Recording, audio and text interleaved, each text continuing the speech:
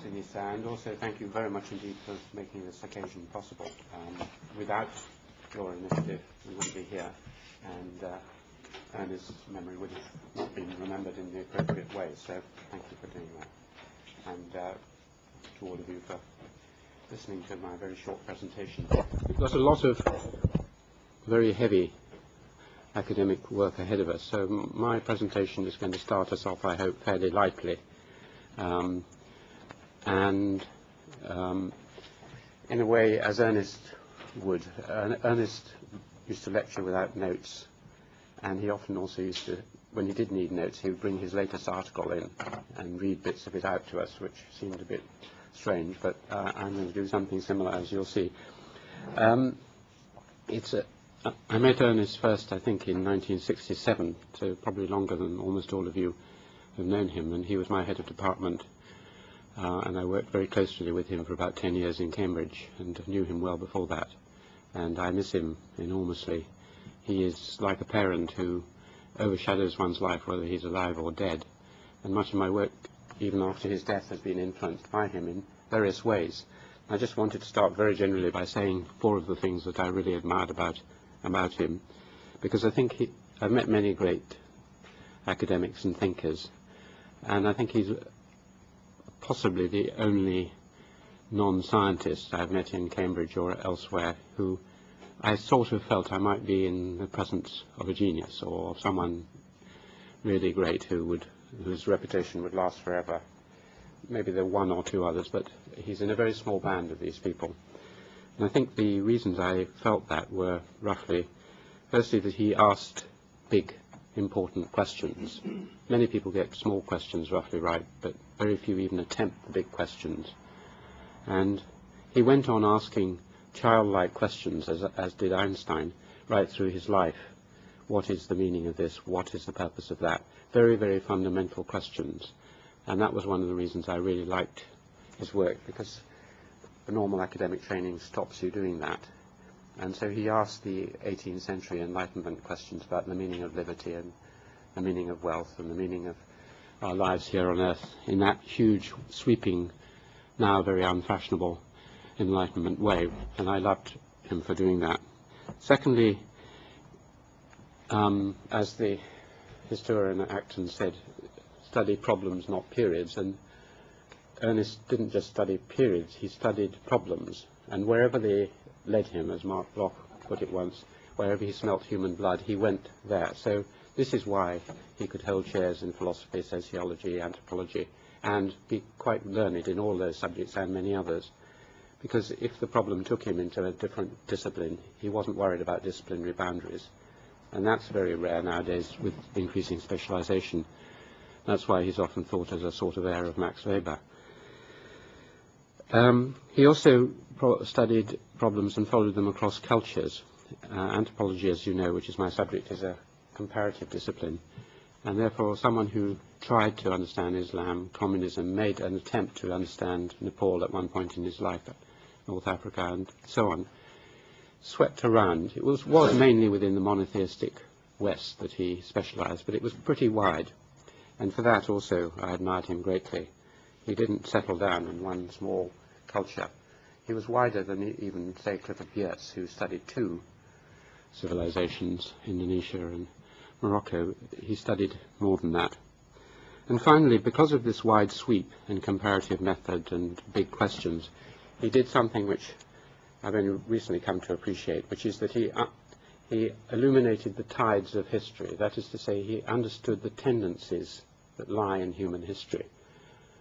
I discovered later the world of Montesquieu and Tocqueville and others, and I found that this is exactly what they'd done, and Adam Smith and others.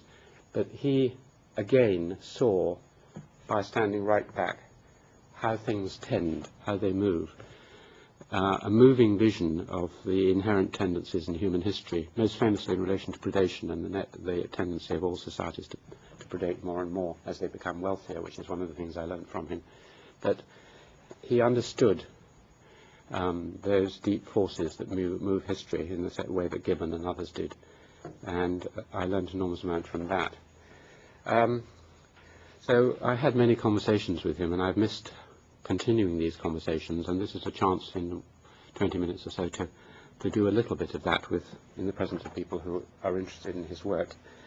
I tried to apply those 4 or 5 methods that I've drawn attention to in a recent book, and this I think Ernest would actually might have done. He might have come along with his latest book, shown it to you, so I'm going to do that, I'm afraid. This came out a month ago. It's called Letters to Lily, on How the World Works. And it's composed of 30 letters to my granddaughter, aged to be imagined to be 17 or 18, on the questions Ernest would have asked. 5 of them are influenced deeply by him and are questions that he asked. One is, where does freedom come from? Another is, how well does democracy work? Another is, what is war and why do we kill? Another is violence necessary? And the last is, who are the terrorists? Those are 5 of the 30 letters in this book. And they are trying to get at those tendencies, drawing on a comparative frame of all my knowledge of different cultures and history, and answering or asking the big questions and giving some sort of guidance for a 17-year-old. So this is a book I would love to have dedicated. If Ernest had been around, I might well have dedicated it to him, because it's a continuation of our conversations. Here I just want to talk for the remaining time, which isn't very long, about 2 of the themes which I would have liked to talk to him about. In the paper I have here, there's a discussion of his theories of liberty, which is what I'm talking about. And my general view is that he writes very well about liberty. He misses many of the important insights of the Enlightenment as to what made liberty possible, freedom. He sees roughly what it is, which is the separation of different spheres of our lives from each other, and therefore no dominating power of either religion, politics, kinship, or anything else. So he sees what it is. He has some theories which are not entirely satisfactory as to how it came about. He partly didn't solve the problems because he wasn't enough of a historian to see how it emerged, and that's one of the 2 things I really want to just concentrate on in part of my paper here. The 2 questions I would like to have discussed with him is, where did liberty come from, the origins of liberty, and the second is, where is it going to now? If I'd had a chance to talk to him, this is roughly, I think, what I would have said to him. Ernest, sometimes I impersonate him, by the way, in lectures. I give a lecture on him every year, and I don the mantle of Ernest, and I talk as Ernest, which students seem to find amusing. Anyway, imagine my conversation with Ernest. Ernest, you assume too easily that liberty is a tendency, that liberty will, you have an ambivalence. On the one hand, it's a very unlikely outcome, contingent and so on. On the other hand, you seem to think that it was more or less bound to happen, that there's some sort of tendency towards liberty. And I think this explains why you don't give much attention to where it came from. You have the famous theories of the priests and the rulers falling out and things like this, but you're not really very concerned with the mechanisms that could produce liberty, that is civil society in particular, that is the huge host of countervailing institutions which lie between the state and the individual. This may be because you were more interested in Adam Ferguson than in Smith and Tocqueville, who I think get closer to the answers, but for whatever reason it didn't really interest you much, and I don't think you've really solved the problem of what civil society and modern liberty are as a result of not really analysing how it came about. Now, by the time he died, I hadn't any answers to that question, but after he died, I started working on the work of the greatest historian of England, and I think one of the greatest political philosophers of all time, a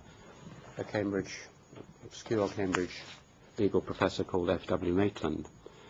Now, Maitland, towards the end of his life, when he was dying, suddenly became interested in, he'd always been interested in liberty. That was the theme of his Trinity dissertation on the concepts of liberty from Hobbes to Coleridge, but it seemed to be submerged in his great works on English law.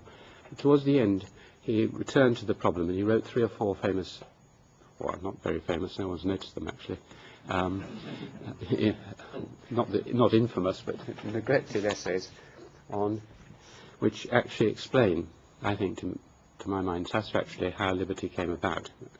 I've explained it all to Lily in 2 or 3 pages, but basically the argument is this, that in the 14th century in England, an accident happened whereby, through a legal trick, a new form of entity was developed called the trust, which lay between, it wasn't a corporation, it wasn't set up by the state, but it was a non-incorporated body which formed people into a consolidated group who had mutual responsibilities, mutual goals, and pursued a certain end. This was originally to get round the problem of death duties in the aristocracy, but it later began to spread out, and Henry VIII, who suddenly realized it was undermining the state, tried to abolish it. It was abolished for a few years, but then it was returned. And in the 16th century it spread and spread. And it's this, basically civil society is this trust idea writ large. I mean, of course it's existed in other societies and other forms, but this is, I think, the origin of civil society, certainly in England. Very briefly, it had some of the following effects.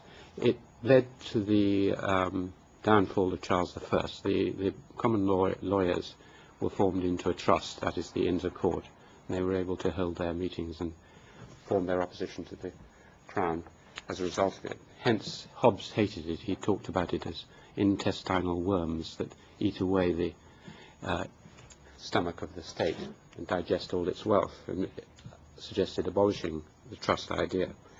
So it tipped the balance in the English Civil War. It then lay behind political developments of the 18th century, political clubs with trusts, all the famous Whig and Tory clubs. Later on in the 19th century, trades unions and other organizations were based on the trust concept.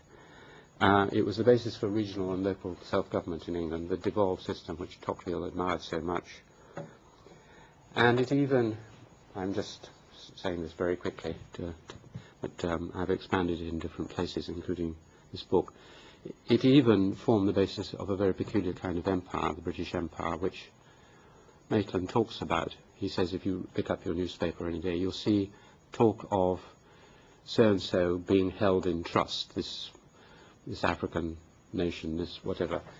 The whole concept grew and was partly adhered to that this was an empire held in trust for future generations, which was different from any other imperial system. So political liberty, Maitland argued, stemmed from the trust.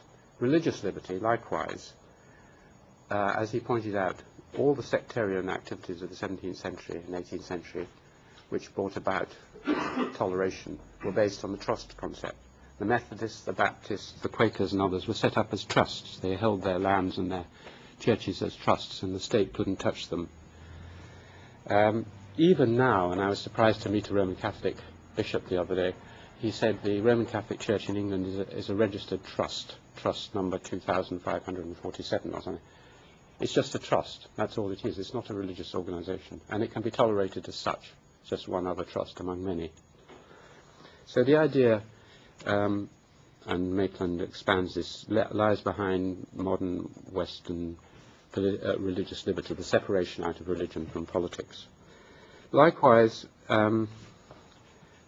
economics. Modern wealth and power of first of all, the British Empire was based on the organizational ability to form into trading and other organizations based on the trust principles of English law. For example, the joint stock companies were set up as trusts.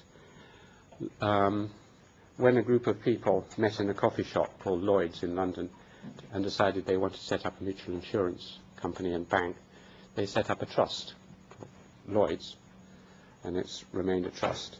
When the stock exchange was set up, it was set up as a trust, and it remained a trust right through the 19th century. A myriad of economic organizations. Likewise, all the social groups. Maitland joked that the leading political authority in 19th century England was the Jockey Club. more powerful than Parliament. Well, slight exaggeration, but there was something in it. The clubs of England, the very important organisations, were all set up on this model of a non-incorporated, non-corporation, but which has an entity. A contradiction in terms which, as Maitland, discussing it with his German friends, like Goethe, said that no German lawyer could understand what he was talking about. So it goes against the precepts of Roman law. Anyway, the Garrick Club, the Carlton Club, the MCC, and so on, as well as working men's clubs. It was also the basis for intellectual developments in England. The Royal Society, the British Academy, the Lunar Society were all set up as trusts. It was also explains why nearly all the great charitable organisations in the world started in Britain, or many of them did. The Royal Society for Prevention of Cruelty to this or that, children or animals or whatever, Oxfam, the Boy Scouts, all these things were set up in this form of a limited purpose trust. The organisation I work in, Cambridge University, although it isn't, some of the colleges are incorporated, many of them were trusts, and they are trust-like. More difficult, though Maitland does talk about it, is measuring the side-spreading effects, because what he says is that these trusts, with a capital T, led to trust with a small t. The sort of stuff that Fukuyama talks about, his work on trust, which he doesn't explain either. The spread and development of this peculiar ethic, which if any of you have been to most parts of the world know is not at all common, which is that you basically trust people. You assume that what they say may be true, probably true, unless they've got a very strong reason to lie to you. That whole ethic of trust, he said, was related to the concept of trust, because the trust is based on trust. The whole point of it is it's a trick. I've become a trustee, and you're entrusted. I was given a couple of £1 million by a friend of mine, and he said, can you hold this on trust for my children when I die? Now, I could have easily just taken that money and gone off to the Bahamas with it, or done something with it, because it's mine. It's not his. It's in my name now. It's entirely in trust. And that concept of just trusting people, friends and so on, Maitland said, spread out. Why it was so important, of course, is that it not only formed the basis of the British Empire, but it then was spread to America, and as you know, Tocqueville saw it as one of the central features of democracy in America, this associational nature of American society, which is largely based on this concept of trust. Well, anyway, I stumbled on all this by accident after Ernest died, and have written a certain amount about it. But I would really like to have asked Ernest what he thought of this. I think he probably would just smile and say, oh, Alan, you're the historian, and then got on with his life. But he would have put some of the counter-arguments that are forming in all your minds as well. You know. Surely it can't have all just been in Britain, and surely there were things like this in Islamic societies, sort of associations based on, not on corporations and so on. But I think if he'd read the detail, and I've written a couple of chapters on this in my book on the Making the Modern World, on Maitland's idea of trust, I think if he'd read the details, no one has ever been able to find anything wrong with Maitland. The extrapolations that I've made are perhaps a bit general for Maitland, but the actual detail of what happened, I think, is more or less irrefutable. Anyway, that's one of the things I'd have liked to have discussed with him. The other, I think I've got just 5 minutes or so, is where is liberty going to?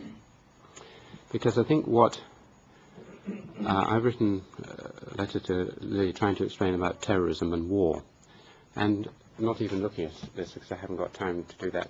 Basically, what Ernest had an ambivalent attitude to the fragility of liberty. On the one hand, he saw it as contingent, unlikely, nearly squashed in the Second World War, fragile bloom.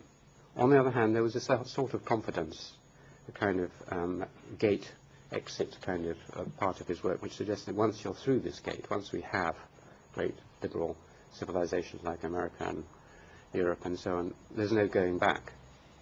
Now, I think if he'd lived on now, he would be wondering, because what the theme of this is that the great social theorists who I respect, like Tocqueville and Montesquieu were quite clear about the fact that liberty has only become possible in the West for two reasons. One is well, it's not exactly just those two reasons, but two of the very important protections for liberty are, one, islandhood. Tocqueville says this, writes about this a lot in America, but basically because America is not threatened, it doesn't have to have a standing army, it doesn't have to have a centralized political system. If you are an island, you have tremendous advantages in terms of liberty, and everyone from John Miller, the Scottish philosopher, onwards, have said the same thing about England, that you can afford liberty if you are not threatened by landed foes. Now, that point, in other words, when you do become joined up, then it's likely to be the end of liberty. Well, England became joined to the continent in 1914, and America became joined to the rest of the world in 9/11. And basically, since then, there is no island. And I think Montesquieu and Tocqueville would certainly have predicted that this probably spells the end of liberty as we know it. The second thing they were quite clear about was that war inevitably means the diminution of civil liberties and individual rights. And their general argument was that you can usually recover from war because wars are short. They last for 5 years and then someone is the conqueror and then you revive your liberties. But they both, and particularly very strongly Tocqueville, makes the point that liberty dies bit by bit, inch by inch during a war. And you often don't notice it and then it's over.